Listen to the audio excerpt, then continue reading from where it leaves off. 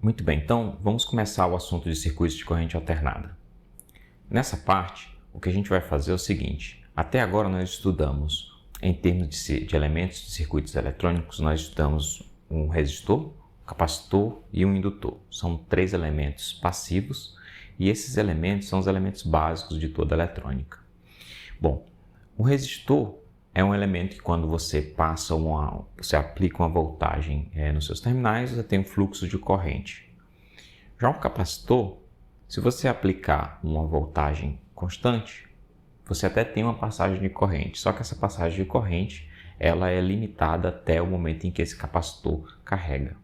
Do ponto de vista prático, isso tem um tempo de duração que depende da capacitância do capacitor. E o indutor, quando você aplica uma tensão constante, ele funciona simplesmente como um fio, não existe nenhuma influência indutiva se não houver variação da minha corrente que passa pelo indutor. Então, é importante a gente esclarecer que no caso de tensões constantes, o que a gente chama de regime DC, de corrente constante ou voltagem constante, tanto o capacitor quanto o indutor vão desempenhar papéis bastante limitados. O capacitor vai tentar impedir a passagem de corrente a todo custo quando ele estiver carregado, e o indutor vai simplesmente ser um curto-circuito se a corrente e a tensão forem constantes. Desse modo, a gente vai estudar o que acontece com circuitos que contêm resistores, capacitores e indutores quando você tem a aplicação de uma voltagem alternada, que produz uma corrente alternada também. Mas antes da gente dar início ao estudo propriamente das propriedades de resistores, capacitores e indutores sob efeito de voltagem alternada para produzir uma corrente alternada, nós vamos ter que trabalhar um pouco sobre algumas notações e sobre alguns conceitos para deixar tudo claro o que a gente vai fazer lá na frente. O primeiro deles tem a ver com o formalismo como a gente representa as equações de um sistema oscilante. Então, por exemplo, eu vou expressar como seria uma voltagem harmônica. Então, você poderia ter algo do tipo V de T igual a Vm, que seria uma amplitude, vezes, por exemplo, uma função cosseno de ômega-t. E essa aqui é a representação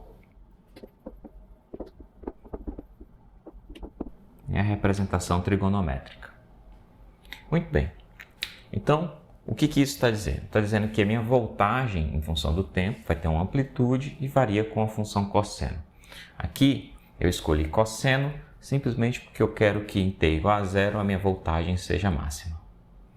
Porém, existe uma maneira alternativa da gente apresentar uma equação para uma grandeza como a voltagem que seja oscilante, mas que não seja exatamente essa representação trigonométrica. Eu posso representar da seguinte maneira: V de t, e aí, em geral, se usa um identificador para dizer que eu vou usar uma outra notação, diferente dessa aqui. Aqui eu estou usando uma barra.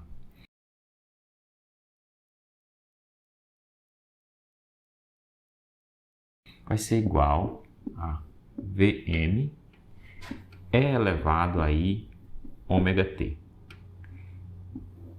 Essa aqui é o que a gente chama de notação complexa.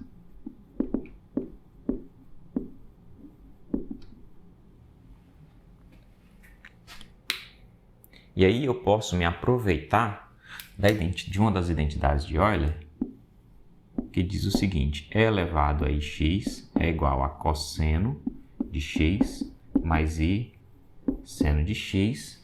E então eu posso dizer que nesse caso V de t é o quê? É a parte real de V de t. Ok? Então, eu tendo esse tipo de formalismo aqui, esse tipo de notação, para eu retornar para a representação trigonométrica, basta eu tirar a parte real e eu vou encontrar exatamente a mesma coisa. Um circuito que funciona com a voltagem alternada dessa forma vai gerar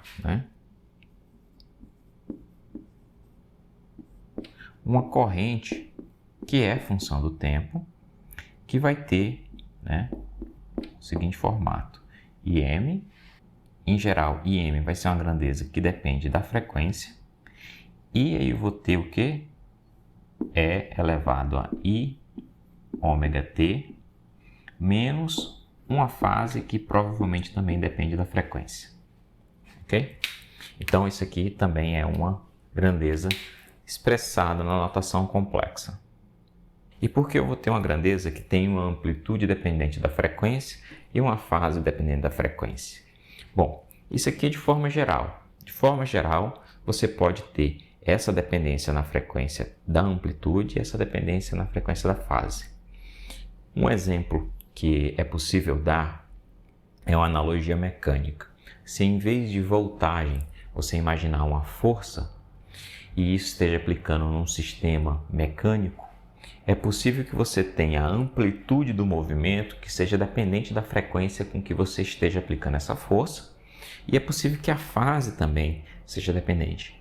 Eu vou dar um exemplo bem simples. Se você tiver, por exemplo, um sistema com a massa, onde o movimento provocado na massa é causado por uma mola que está fixa na massa e fixa no gerador de força. Por exemplo, aqui seria a minha mão que vai gerar a força para fazer o movimento dessa massa.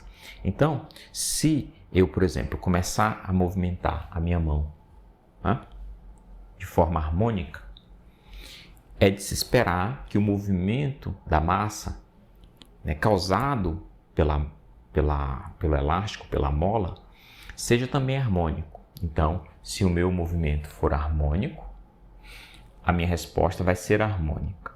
Agora, então, é de se esperar, de alguma forma, que a amplitude seja dependente da frequência. Por exemplo, voltando para o caso onde a minha massa está ligada a uma mola e eu vou oscilar com a minha mão. Nesse caso, se eu oscilar devagar, é possível que duas coisas aconteçam. Primeiro, a massa tem uma amplitude grande, que acompanha a posição da minha mão, e que ele esteja em fase. Agora, também é de se esperar que se eu oscilar com uma frequência maior, a amplitude desse movimento talvez não seja tão grande. Por quê? Porque quando um corpo estiver se movimentando naquela direção, talvez eu já esteja voltando. E quando ele estiver recebendo a força para voltar, então ele vai ter que desacelerar. E quando ele voltar, talvez eu já esteja indo para lá de novo. Então, isso pode estar fora de fase, ou seja, quando eu aumento a frequência, esse movimento pode sair de fase e a amplitude pode não ser grande. Chegando ao limite onde se eu oscilar minha mão tão rápido, talvez o corpo, devido à inércia, não tenha nem tempo de sair do local direito, ou seja, uma amplitude extremamente pequena. Então, é intuitivo imaginar que essas duas grandezas sejam dependentes da frequência, certo? Então, como a gente não sabe qual circuito que a gente vai analisar, então, de forma geral, nós teremos isso. Agora, vamos fazer alguns comentários a respeito do que significa a gente ter grandezas mensuráveis representadas por uma notação complexa. Bom, de forma geral, e sem se preocupar no conteúdo dessa grandeza, qualquer grandeza física que pode ser representada por um número complexo pode ser representada de duas formas. Ou pode ser um número complexo z igual a mais ib, e esse mesmo número pode ser representado pelo módulo desse número complexo vezes e elevado a i θ, onde θ é a fase e módulo de z é o módulo dessa grandeza z, que é uma grandeza complexa. Então aqui nós temos a grandeza, né? Essa aqui é o que nós chamamos de parte real de z. Essa aqui é o que a gente chama de parte imaginária de z, né? Isso aqui a gente chama de componentes.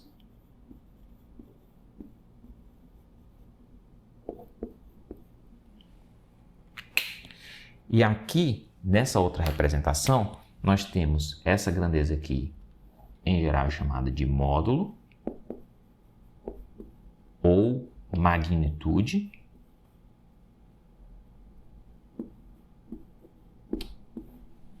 E essa grandeza aqui a gente chama de fase.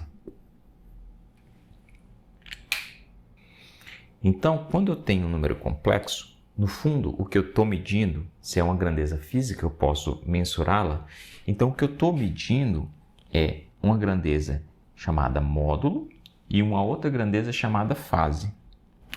Bom, no caso de grandezas que dependem do tempo, essa fase ela pode assumir a seguinte forma: ômega delta t, onde esse ômega delta t é a frequência de oscilação vezes um intervalo de tempo. São duas grandezas que são físicas e mensuráveis, e esse produto é igual a um ângulo. Isso aqui é radiano por segundo e isso aqui é em segundos. Então você cancela o segundo por segundo, fica com radianos, que é uma fase, né? Que é um ângulo. Então essa grandeza dá a magnitude da grandeza que você está medindo, e isso aqui te dá um intervalo de tempo. Esse intervalo de tempo, em geral, é em relação a alguma outra coisa. Por exemplo, nesse caso aqui, a nossa voltagem ela é dependente diretamente no tempo, aqui sem nenhuma fase. Tudo bem, mas quando eu medir uma corrente, o que eu estarei medindo, além, né, da dependência no tempo, é essa fase, que na verdade é um intervalo de tempo. Ou seja, é algo completamente mensurável. Então, não existe nenhuma contradição em você usar números complexos para medir coisas fisicamente mensuráveis. Mesmo essa grandeza estando representada numa notação que envolve um número imaginário i. Então, para deixar claro e para que não reste dúvidas, toda vez que vocês verem uma notação complexa sendo usada para a medição de uma grandeza física real, mensurável, no fundo o que está dizendo é o seguinte: existe uma grandeza que eu quero medir, que ela tem uma magnitude, e existe uma fase que pode ser medida através de um intervalo de tempo. São duas grandezas que, em geral, podem ser até facilmente medidas no laboratório. No nosso caso, como nós estamos falando de voltagens e correntes, um osciloscópio é completamente capaz de medir a magnitude de uma corrente e o intervalo de tempo entre dois sinais, nesse caso o sinal de corrente e o sinal de voltagem.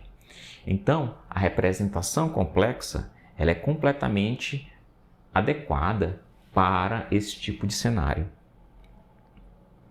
Ou seja, os números complexos, no fundo, é uma forma compacta e conveniente de você medir duas grandezas em uma só. Lembrando, uma tem a ver com módulo ou amplitudes e outra tem a ver com diferença de tempo entre sinais diferentes. Ou seja, se você, por exemplo, tiver um sinal de osciloscópio, ele vai ser mais ou menos assim. Você vai ter uma medida em função do tempo. Em geral, é isso que osciloscópios fazem. E osciloscópios também sempre medem voltagem. Para você conseguir a corrente, você precisa fazer essa corrente passar por um resistor de prova. Com a medida dessa voltagem no resistor de prova, você faz um cálculo usando a lei de Ohm para obter a corrente depois. Mas, em geral, eles medem voltagem. E o que você pode ter? Por exemplo, quando você mede num osciloscópio uma grandeza desse tipo, o que você vai ter são sinais, por exemplo, de voltagem, como uma função cosseno, né? Que é o que sai daqui. E o de corrente vai ser uma outra voltagem, né? Através de um resistor que vai me dar, no final das contas, a corrente, mas que eu vou ter um sinal diferente aqui, com uma certa defasagem. Então, esses dois sinais têm a ver com o sinal de voltagem e o de corrente. Se você tiver aqui é o de voltagem e aqui seria o sinal de corrente vezes a minha resistência de prova. Essa resistência de prova, aqui não entra a gente não precisa entrar em detalhes em qual é o valor dela, mas é um valor que você coloca no seu circuito, que seja compatível, ou seja, ele não perturbe muito o seu circuito, mas você tem essas duas medidas. Então, quando você medir algo desse tipo no osciloscópio, por exemplo, o módulo de Z te dá essas amplitudes, certo? Os valores das amplitudes dessas medidas, e a fase vai ser igual a ômega delta t. Ora, mas se você já estiver medindo no domínio do tempo, então você vai calcular o quanto é esse delta t. Então, se você sabe a diferença de tempo entre os dois sinais, e você sabe a frequência, porque você está medindo isso em função do tempo, você sabe o θ.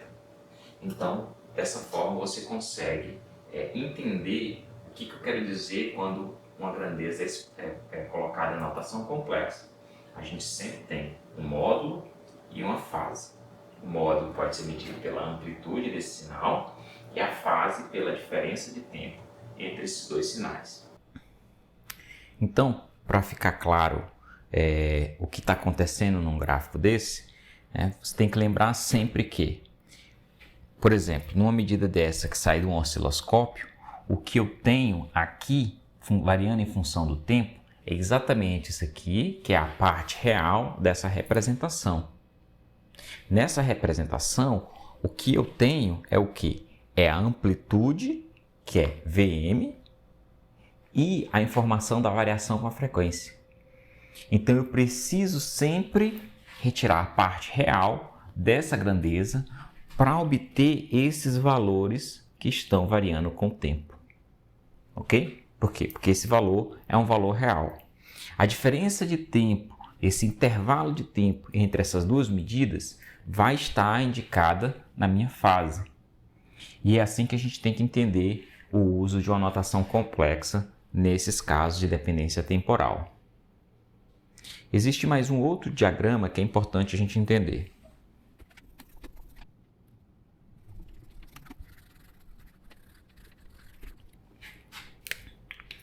Então, uma outra maneira de você representar esses números é através de uma representação dele num plano complexo.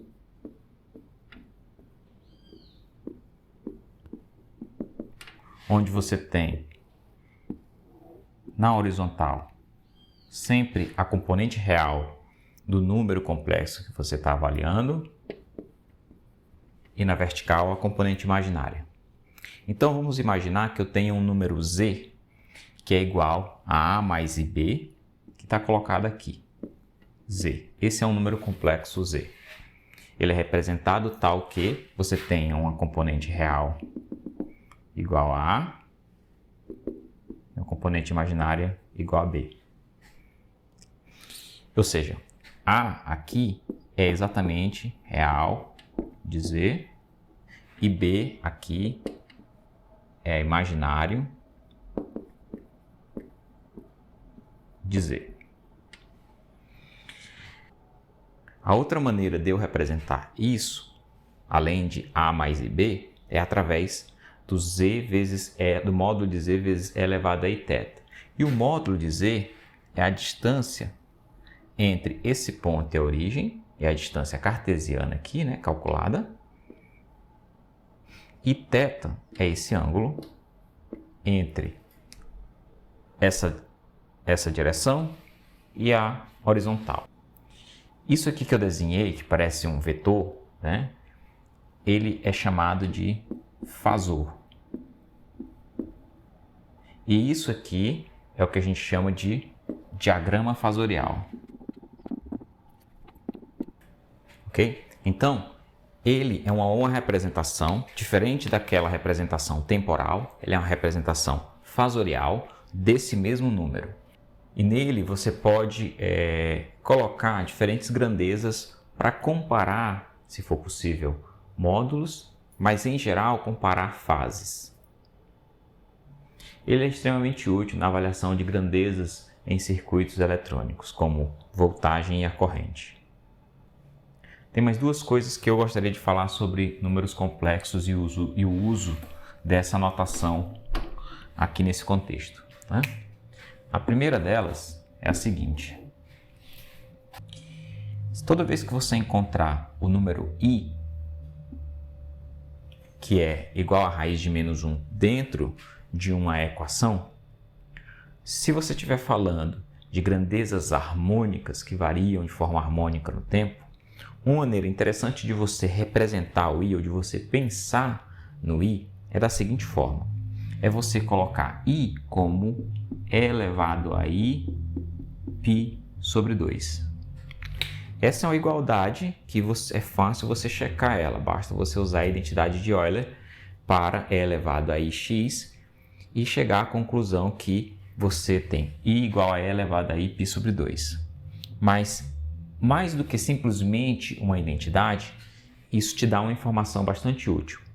Toda vez que você vê esse I dentro de uma equação ou dentro de um número, você pode entendê-lo como uma fase de 90 graus. Ou seja, I é a representação de uma fase de 90 graus. Certo? Então, se você tiver uma grandeza lá que ela é puramente complexa, significa que aquela grandeza ela tem 90 graus de defasagem em relação a um certo padrão, uma certa referência.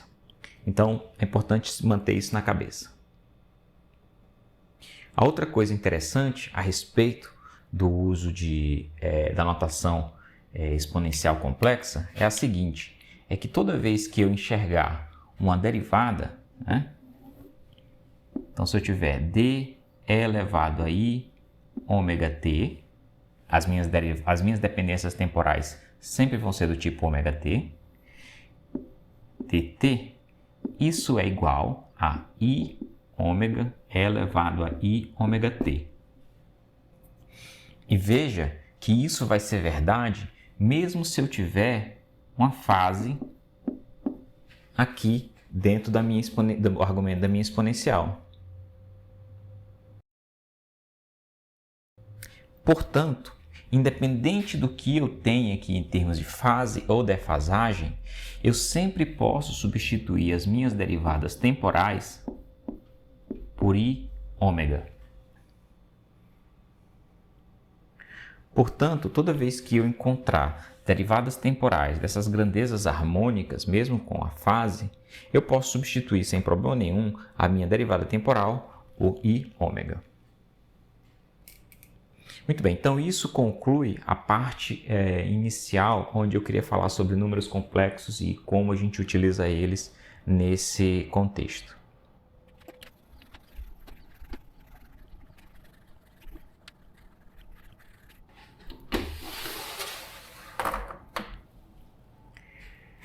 Muito bem, agora o que nós vamos fazer é estudar os três elementos que a gente conhece até agora, o resistor, o indutor e um capacitor, de forma separada e ver qual que é a resposta em termos de corrente quando eu aplico uma voltagem alternada. O primeiro caso é o do resistor.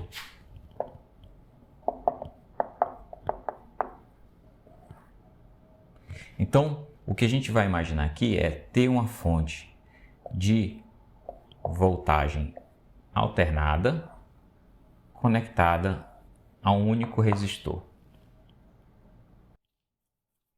Então, vai haver uma queda de potencial se eu tiver uma corrente fluindo nesse circuito. Essa queda de potencial no resistor a gente chama de delta VR. Né? Então, se a corrente que estiver fluindo aqui for IR, e aqui, para que eu não confunda eventualmente a variável corrente I com a variável com o número complexo I, a partir de agora eu vou chamar corrente sempre com o I maiúsculo. Então, se eu tiver essa equação, eu sei que delta VR vai ser igual ao meu E de T. E a queda no meu resistor é sempre igual a R e R de T. Bom, mas se eu estou dizendo que o meu potencial ele é um potencial do tipo alternado, eu sempre posso colocar ele M, que é uma amplitude, E elevado a I, ômega T. Portanto, a minha corrente no resistor vai ser igual a quem? A EM sobre R é elevado a I ômega T. E aqui a gente vai perceber que a minha corrente vai ser uma função harmônica também, oscilante no tempo, e que a fase dessa corrente é igual a zero, da mesma forma que é a minha fonte de tensão. Portanto, o meu resistor produz uma corrente, quando é submetido a uma voltagem alternada, ele produz uma corrente em fase com a voltagem. Então você pode representar isso de duas formas, Então, a primeira representação tem a ver com a dependência temporal, E aqui eu vou fazer um gráfico para duas grandezas. Então, a primeira grandeza eu vou desenhar o gráfico da minha o gráfico da minha tensão, e o gráfico da minha tensão, como vai ser a parte real, disso aqui, que é a parte real disso, vai ser a função cosseno de ômega t. Então a gente pode desenhar aqui uma função cosseno, começa aqui e faz isso, onde o período seria 2π, Aqui a metade seria π, mais π se eu tivesse uma medida de ângulo aqui. Como eu tenho uma medida de tempo, isso aqui é exatamente π sobre ômega, e isso aqui é 2π sobre ômega. Então esse valor aqui em cima é o valor de EM. Já a corrente, e aí eu vou desenhar de outra cor, ela tem uma amplitude igual a EM dividido por R. Então, dependendo do valor desse R, essa amplitude vai ser maior ou menor do ponto de vista numérico. Tenha cuidado com as unidades de medidas, mas do ponto de vista numérico, esse valor pode ser maior ou menor. Eu vou representar aqui como se fosse maior. Não tem muita importância isso.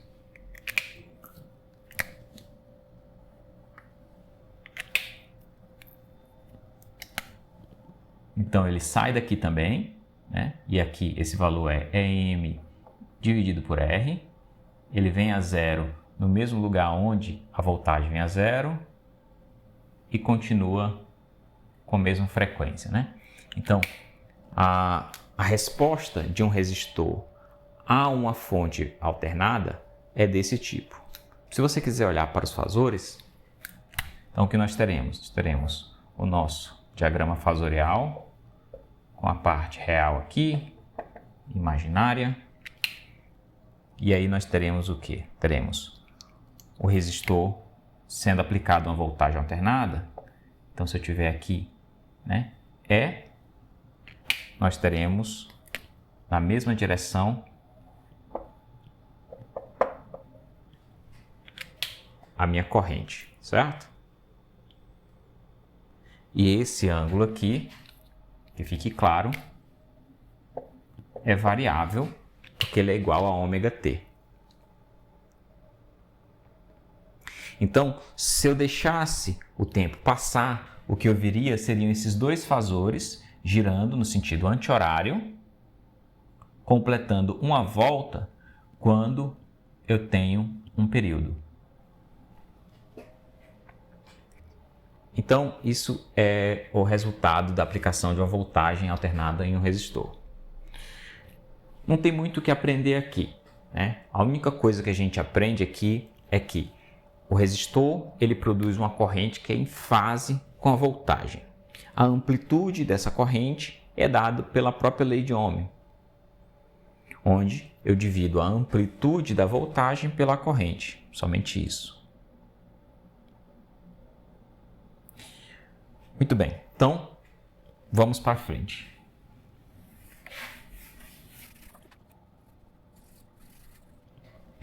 Agora, se no lugar de um resistor eu tiver um indutor, a análise que eu tenho que fazer é semelhante, O ΔVL vai ser igual à minha fenda bateria. Mas lembrem-se que o ΔVL, no caso de um indutor, é menos a Fem gerada no indutor. Menos a Fem gerada no indutor é L, T, I, dt. Isso tem que ser igual à minha função de voltagem.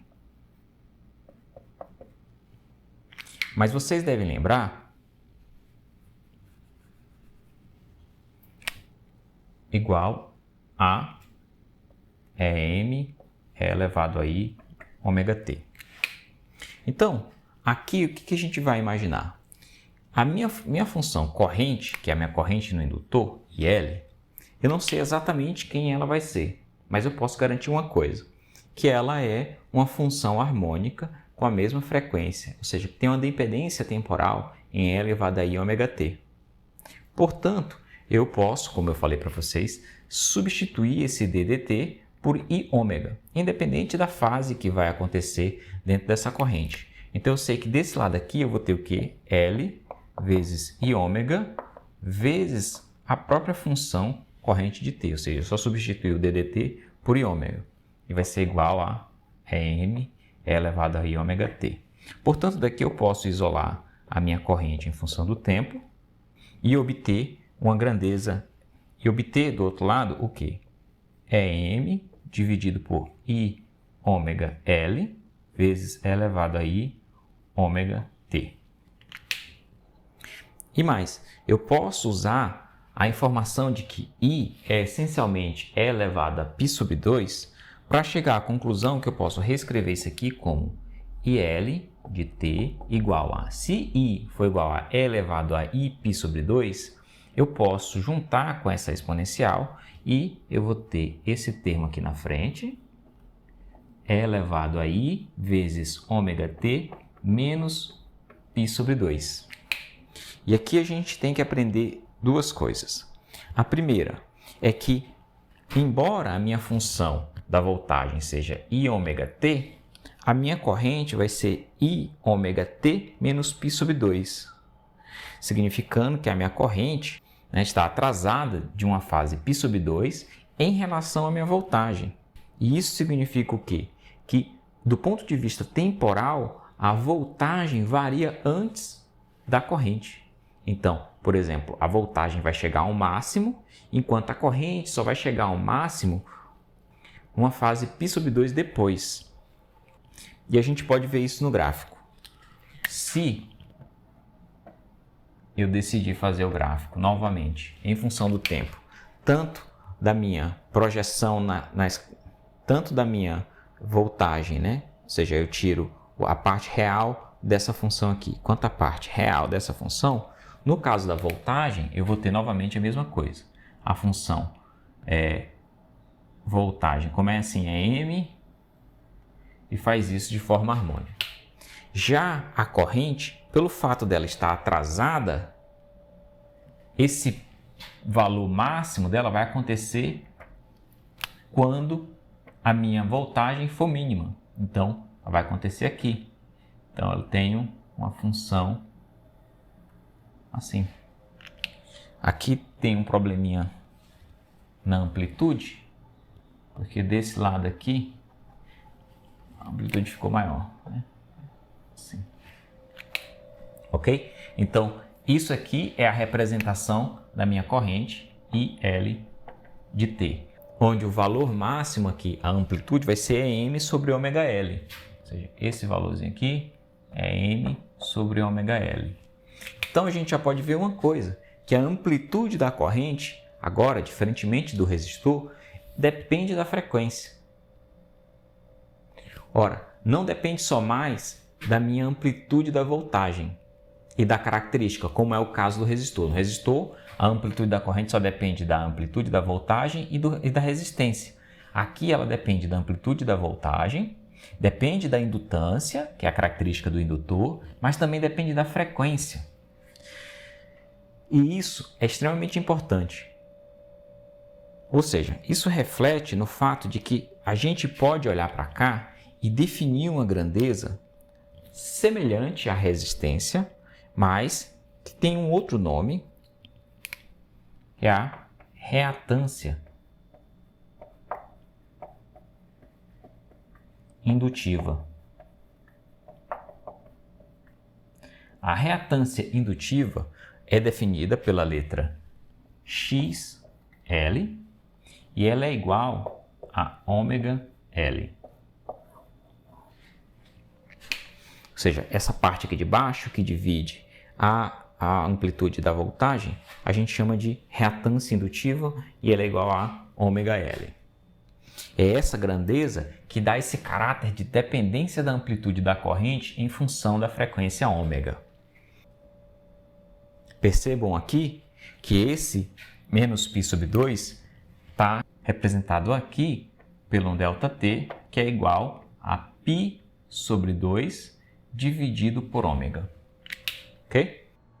Ou seja, esse intervalo de tempo é uma medição da fase que a gente tem, que é π sobre 2. Aqui, π sobre 2 dividido por ômega, para eu ter uma medida de intervalo de tempo. A outra forma de você visualizar o que a gente acabou de falar aqui é através do diagrama fasorial. Então, novamente, eu posso representar a minha voltagem, dependente do tempo com o fasor, que vai mudar aqui com uma frequência ômega em função do tempo, e a minha corrente, que vai ser representada aqui como outro fasor, só que dessa vez ele não está mais em fase, ele está atrasado em 90 graus em relação à minha voltagem.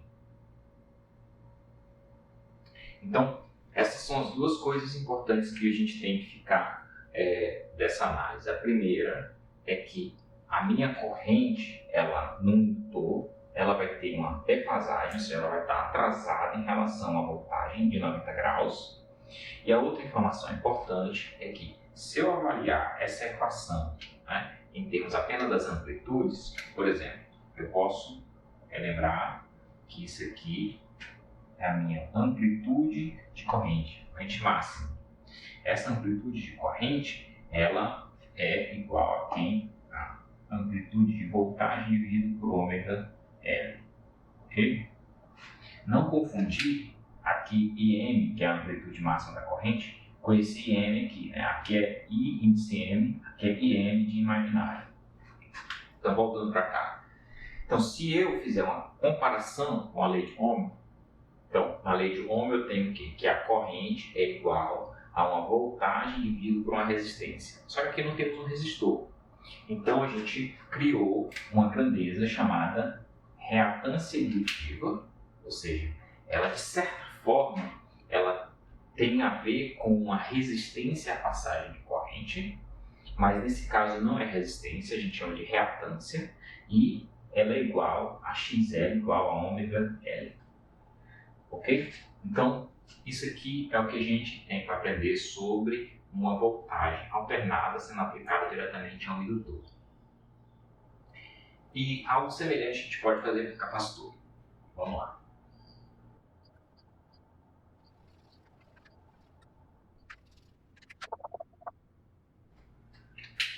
Então, nosso capacitor, com capacitância C, nós queremos a mesma coisa. A queda de potencial no capacitor vai ser igual à voltagem da minha fonte. Nesse caso, a queda de potencial no capacitor é igual a Q sobre C.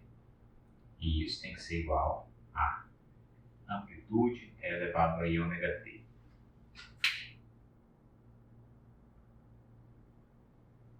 E aí, o que eu posso fazer aqui? Eu posso aplicar uma derivada dos dois lados do tempo e chegar à seguinte conclusão. Se eu aplicar a derivada desse lado aqui, a minha carga vai depender do tempo, certo? Então, dt vai ser a minha carga no capacitor, que também vai depender do tempo.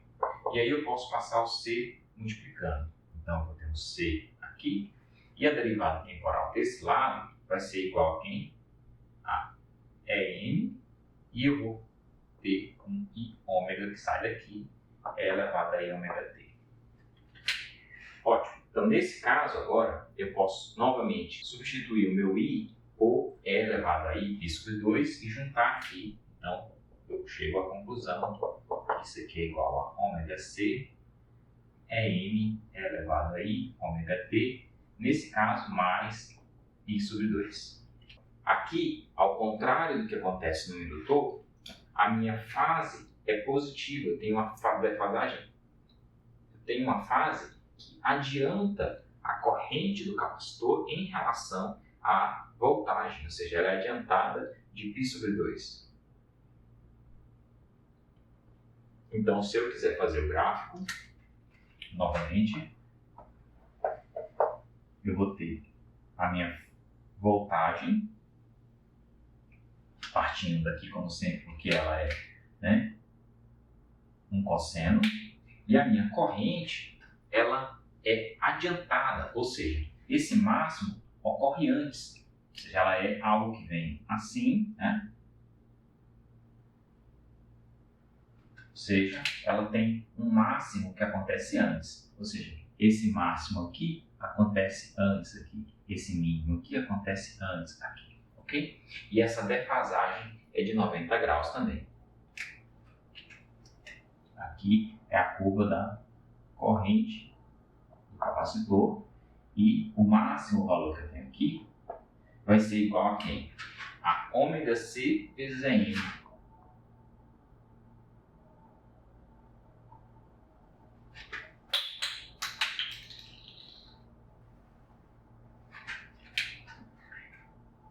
E na representação fasorial, eu vou ter o quê? Um fasor para a corrente no capacitor que é adiantado em relação à minha voltagem, né? Então, minha voltagem vai girar e a minha corrente vai estar à frente 90 graus. Né? Da mesma forma que eu fiz no indutor, a gente pode observar que isso aqui eu posso chamar de corrente máxima do capacitor e ela vai ser igual a ômega C M. E aí, se eu fizer uma analogia novamente com a lei de Ohm, eu vou perceber que 1 sobre ômega C tem a ver com a resistência à passagem de corrente. Essa resistência à passagem de corrente para o capacitor nós vamos chamar de reatância capacitiva.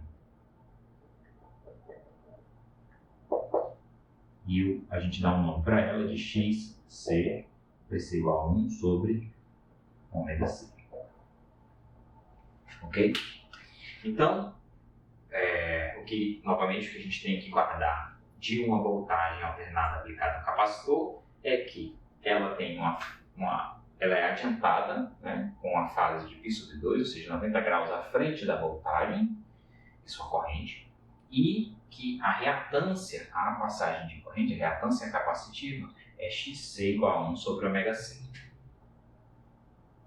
Então, em resumo, né, nós vamos ter o quê?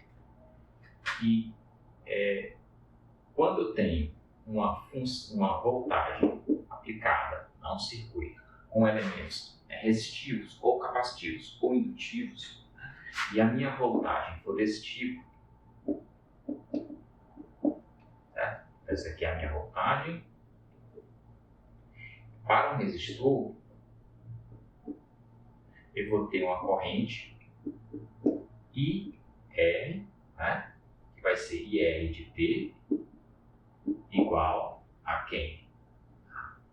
Amplitude dividido pela resistência elevado a I ômega T, ou seja, isso aqui é em fase. No caso de um indutor, nós vamos ter IL de T igual a quem? A EM dividido por ômega L elevado a I ômega T menos π sobre 2. E no caso de um capacitor, nós vamos ter a corrente no capacitor igual a quem? A ômega C M elevado a I ômega T mais π sobre 2. E daqui a gente aprende o quê? Que em resposta à passagem de corrente, para um resistor eu vou ter essa resistência L, para um indutor eu vou ter uma grandeza chamada, né, reatância capacitiva XL, que vai ser igual a ômega L, e para um capacitor eu vou ter uma reatância capacitiva igual a 1 sobre ômega C, né? Então, isso aqui são as reatâncias.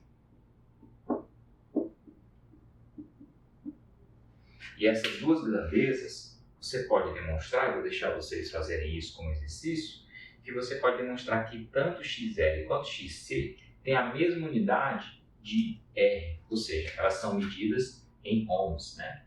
Ambas são medidas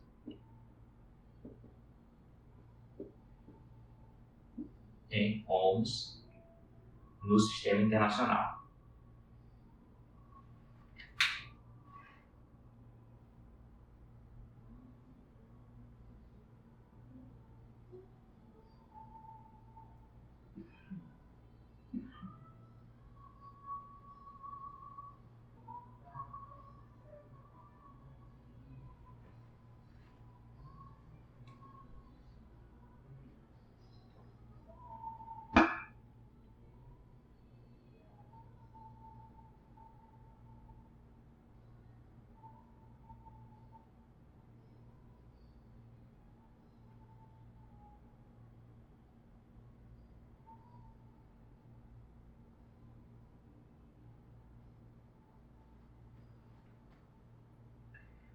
Também é importante ficar claro que a minha resistência é uma grandeza que é independente da frequência, que a minha reatância indutiva é uma grandeza que depende da frequência, tal que a reatância indutiva ela vai a zero quando o ômega tende a zero e vai a infinito quando o ômega tende a infinito.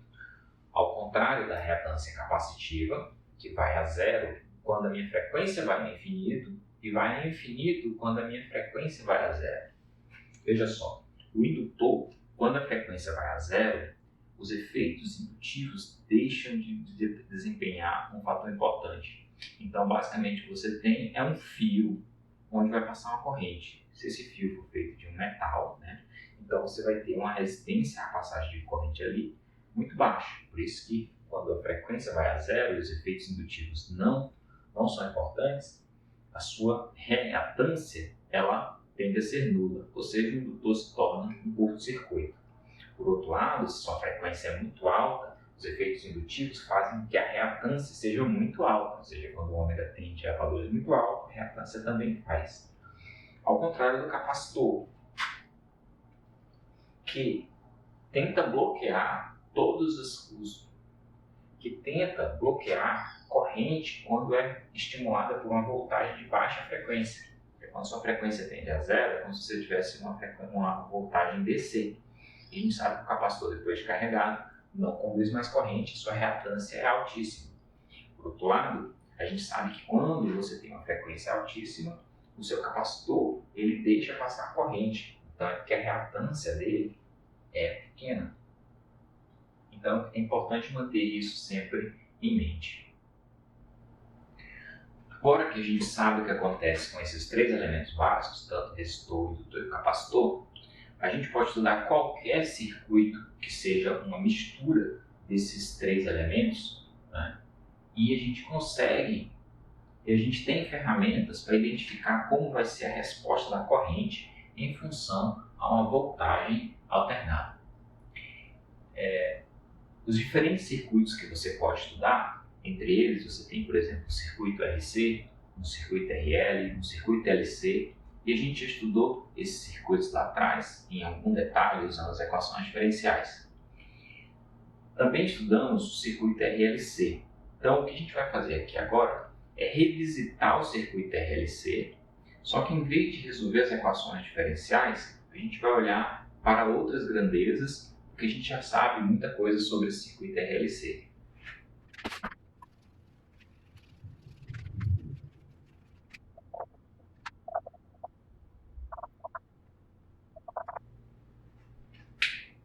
Então, se eu tiver um circuito, né, uma fonte de voltagem alternada, e minha fonte varia daquela mesma forma que eu discuti anteriormente, e eu tiver um circuito RLC em série, poderia também ser um circuito RLC paralelo, mas aqui a gente vai ficar com a RLC em série, porque a gente já resolveu ele e a gente já sabe algumas coisas.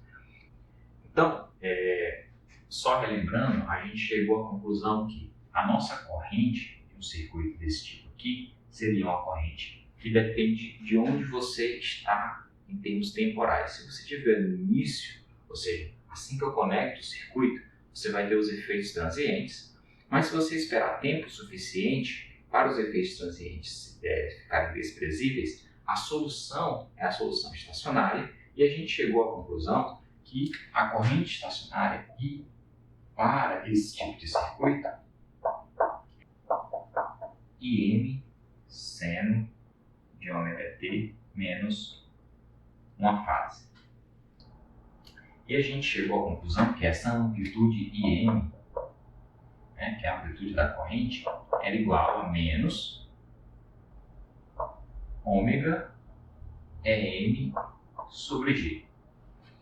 Em continua sendo a amplitude da minha voltagem, ômega é a frequência de oscilação da minha voltagem também, e G é uma grandeza que foi calculada como L raiz de ômega ao quadrado menos ômega zero ao quadrado, tudo isso ao quadrado, mais 4 gama ômega ao quadrado, 4 gama ao quadrado também.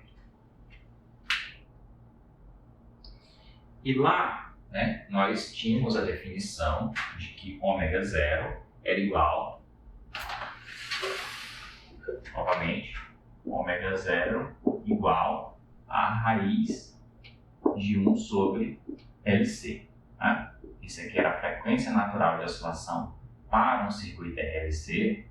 E também nós chegamos à conclusão lá que gama era igual a quem? A R sobre 2L, e era chamado de coeficiente de amortecimento. Então a gente tem essas duas definições que podem ser usadas aqui para a gente abrir, deixar isso aqui de forma explícita. Então eu posso concluir o quê? Que 4 gama ao quadrado é igual a 2R sobre 2L ao quadrado, esse 4 entrou aqui, então eu posso cancelar esse 2 com esse 2. Então 4 gama ao quadrado é igual a R sobre L ao quadrado. E lembrando que o ômega zero vai ser igual a 1 sobre LC.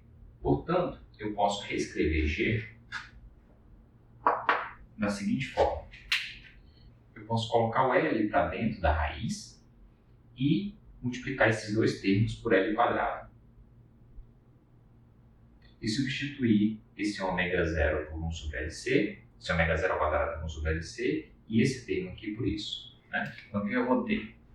Eu vou ter raiz de, abre parênteses, vou ter L quadrado, ômega ao quadrado, menos 1 sobre LC, tudo isso ao quadrado, mais R2 sobre L2 vezes ômega 2. Daqui, o que eu posso fazer também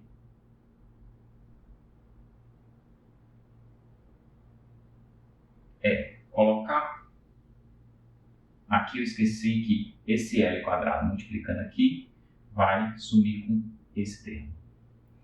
Então, a outra coisa que eu posso fazer é colocar o L aqui dentro. Então, se o L entrar, ele vai entrar só como L, porque eu já tenho um quadrado aqui. Isso aqui vai ser igual a raiz de...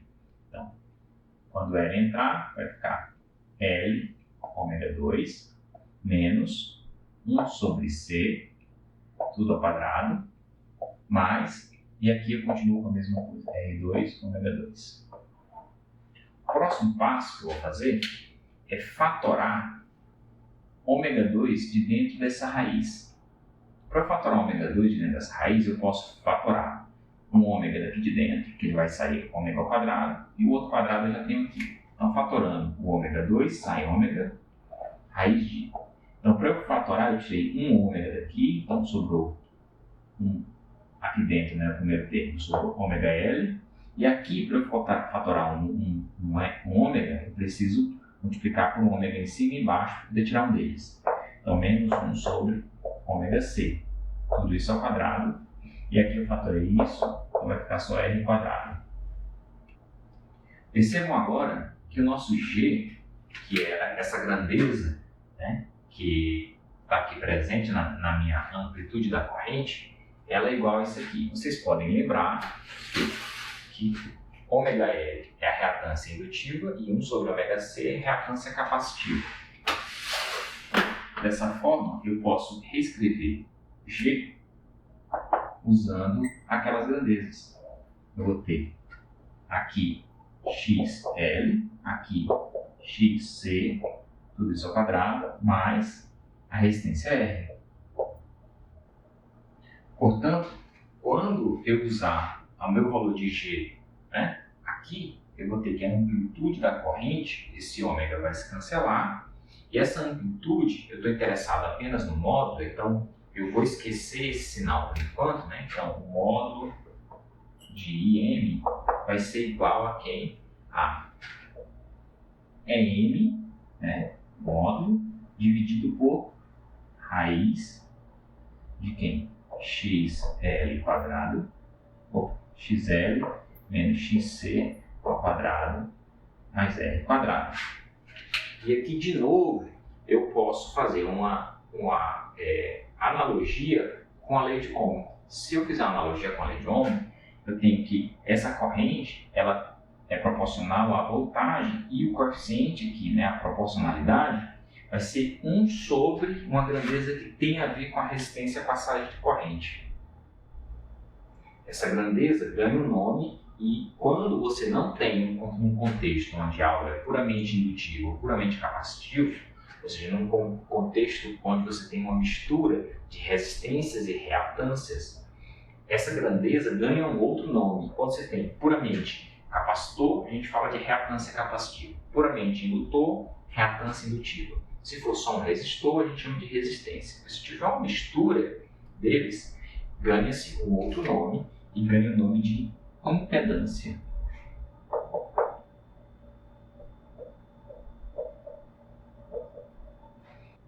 Esse aqui é o módulo da minha impedância. Por quê? Mais pra frente a gente vai ver que essa é uma grandeza complexa também, né? Então esse aqui é o módulo da impedância complexa.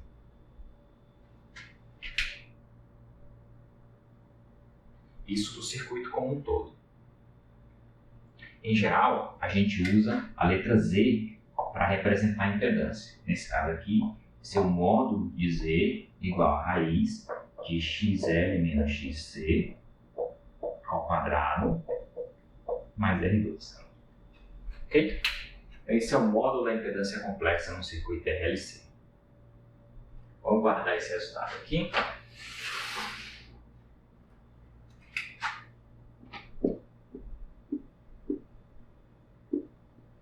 No circuito RLC, né, temos que o módulo da impedância, esse é raiz de I, e aqui eu vou reorganizar os termos para colocar assim, ó, R quadrado mais XL menos XC quadrado. Ok? Então, esse é o módulo da minha impedância complexa. A outra maneira de eu avaliar esse mesmo circuito é a seguinte. Vamos apagar isso.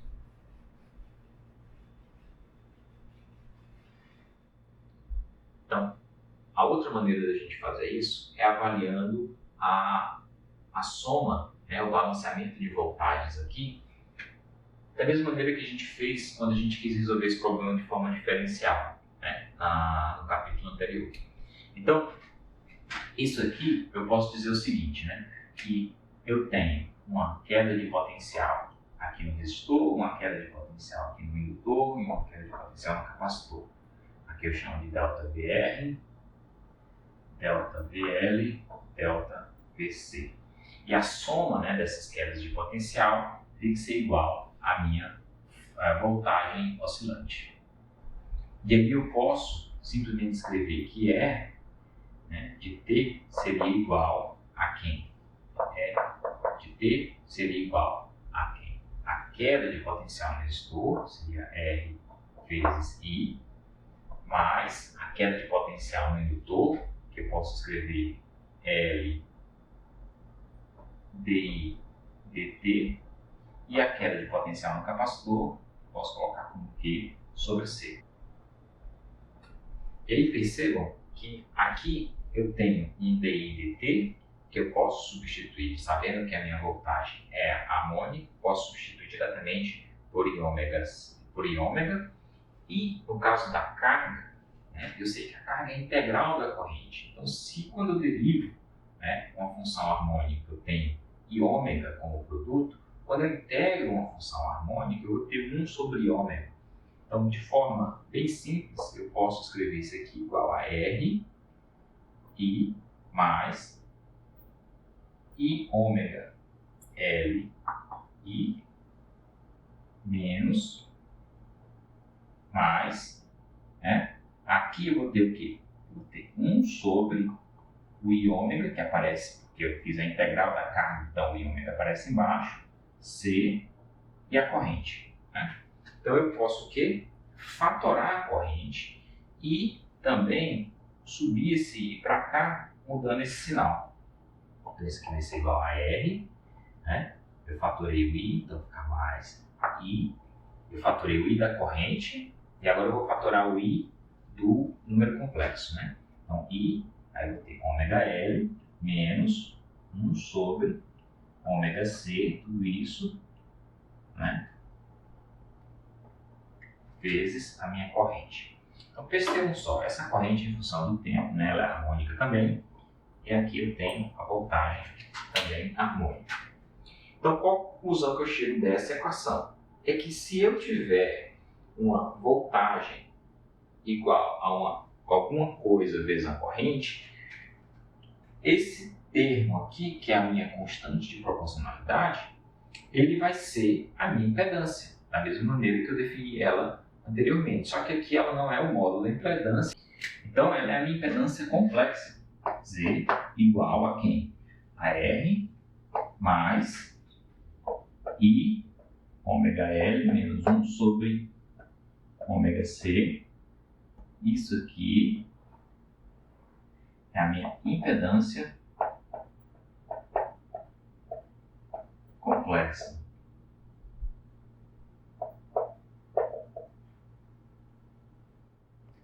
Tal que o módulo dessa impedância, né, é igual a quem? Como é que você tira o módulo de número complexo? Você multiplica ele pelo conjugado complexo dele e tira a raiz, certo? Então, esse módulo aqui é exatamente esse valor aqui. Então, vou deixar vocês demonstrarem isso aí.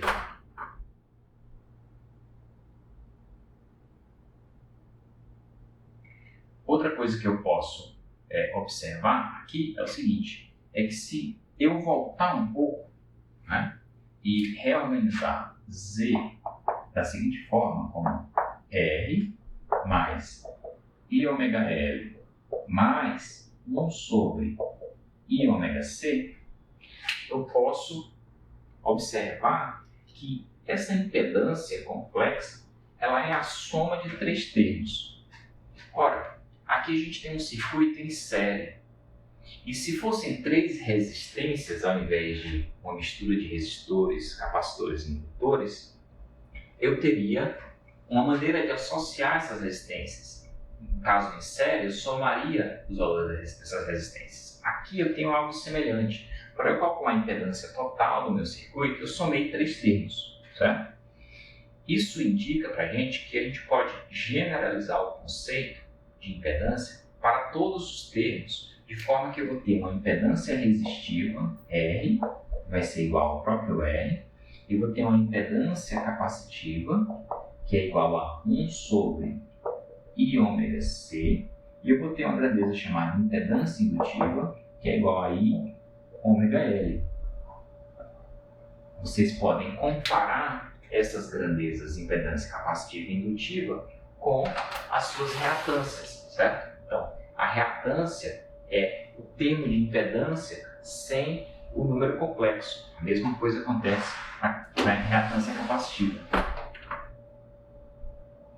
Ou seja, quando eu tiver um circuito que é complexo, que é composto de resistores, indutores e capacitores, uma das maneiras de eu analisar o circuito, e a mais simples, é você atribuir impedância a cada elemento, usando uma regra como essa, e utilizar as regras de associação em série e paralelo para você encontrar a impedância total.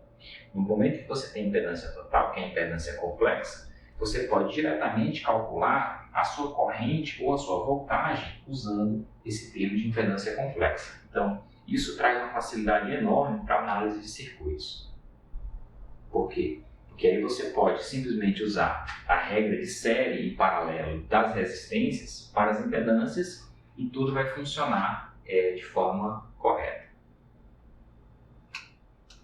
Percebam que, diferentemente da voltagem e da corrente harmônica, né, as duas são funções harmônicas, essa grandeza, impedância complexa, ela é de fato um número complexo. Vocês podem ver aqui de cara que ela tem uma parte real e uma parte imaginária. Nesse caso, eu não preciso tirar a parte real da impedância para extrair o significado dela.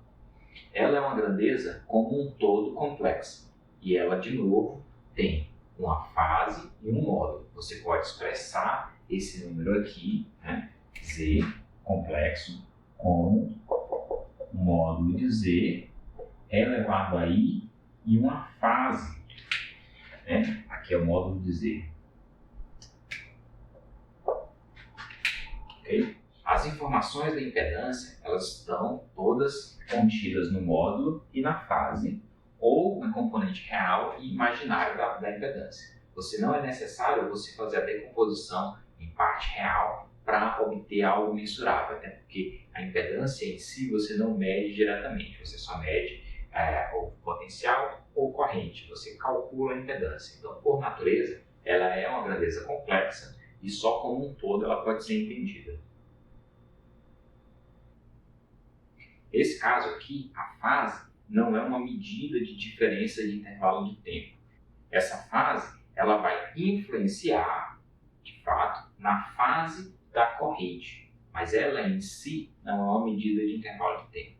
Então, por isso que, para você entender a impedância, você tem que entender ela como algo complexo. O seu módulo tem um certo valor, a sua fase tem um certo valor, mas é preciso a gente saber que as duas grandezas são importantes aqui. Não vai ser só a parte real ou só a parte imaginária. Lembrar que quando eu fiz o cálculo da impedância, né, do módulo da impedância usando o resultado do capítulo passado, eu só olhei para a amplitude da corrente e não analisei a fase. Então, era preciso analisar a fase para obter as outras informações sobre a impedância de lá. Mas isso eu vou deixar vocês fazerem com calma como exercício.